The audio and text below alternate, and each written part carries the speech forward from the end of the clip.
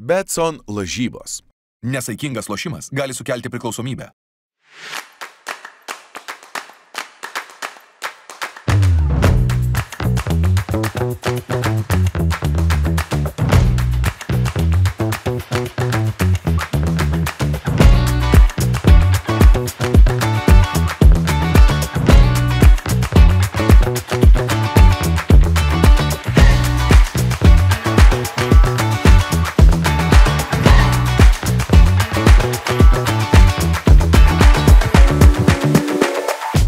Šiandieną susirinkom Olyrį, padaryti komandos team buildingą, visi kartu žaidžiam bowlingą, turim tokias geresnės emocijas.